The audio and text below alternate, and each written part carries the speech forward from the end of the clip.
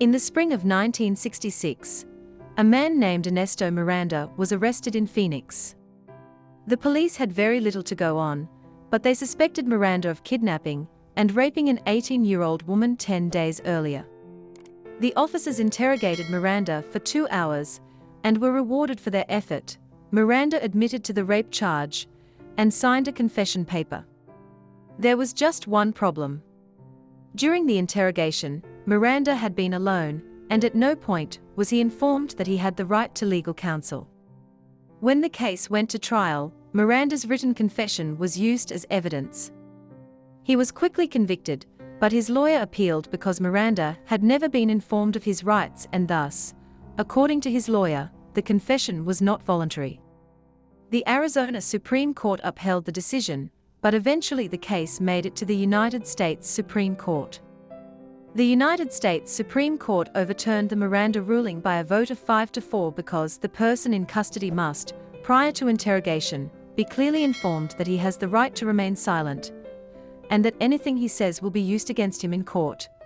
He must be clearly informed that he has the right to consult with a lawyer and to have the lawyer with him during interrogation, and that, if he is indigent, a lawyer will be appointed to represent him.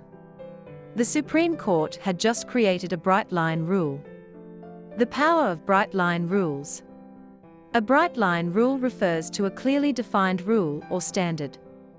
It is a rule with clear interpretation and very little wiggle room. It establishes a bright line for what the rule is saying and what it is not saying.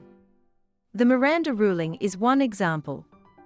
If a police officer fails to inform a defendant in custody of their rights, then the suspect's statements are not admissible in court. Plain and simple. Clear and bright. Most of us, myself included, could benefit from setting brighter lines in our personal and professional lives. Consider some common examples. We might say that we want to check email less frequently. We might say that we want to drink moderately. We might say that we want to save more for retirement. We might say that we want to eat healthier. But what do these statements really mean?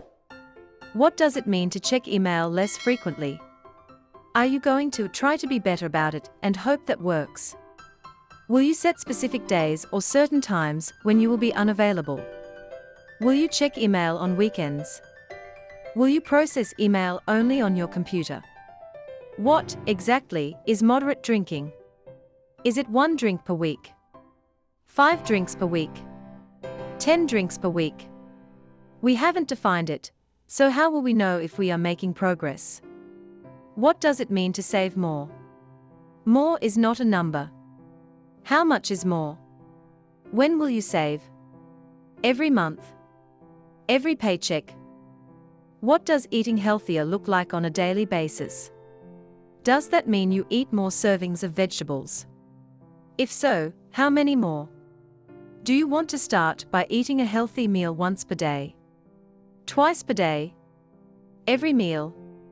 It can be easy to make promises like this to yourself, but they do not create bright lines. Fuzzy statements make progress hard to measure, and the things we measure are the things we improve. Now, do we need to measure every area of our lives? Of course not. But if something is important to you, then you should establish a bright line for it. Consider the following alternatives.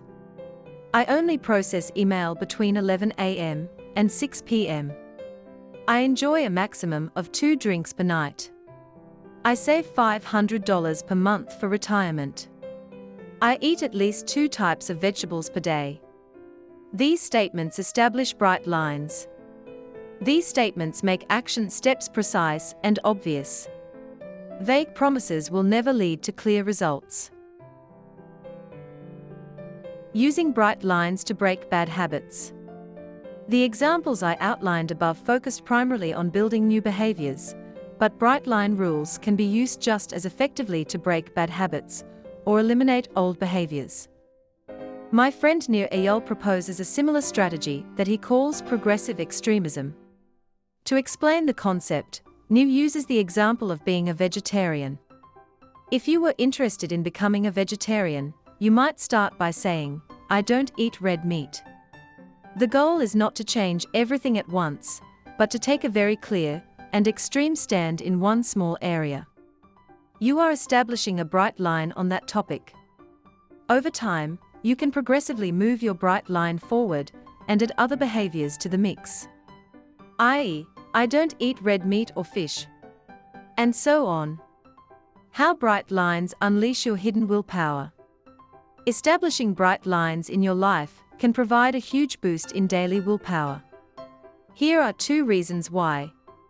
First, bright lines shift the conversation in your head from one of sacrifice to one of empowerment. When you don't have a bright line established and you choose not to do something, the tendency is to say, "Oh, I can't do it this time." Conversely, when you do have a bright line clearly set, your response can simply be, "No thanks, I don't do that." Bright lines help you avoid making just this once exceptions. Instead, you are following a new identity that you have created for yourself. Second, by establishing clear decisions in your life, you conserve willpower for other important choices. Here's the problem with trying to make daily decisions in muddy water. Without bright lines, you must decide whether a situation fits your standards every time. With bright lines, the decision is made ahead of time. Because of this, you are less likely to suffer from decision fatigue and more likely to have willpower left over for work, relationships, and other health habits.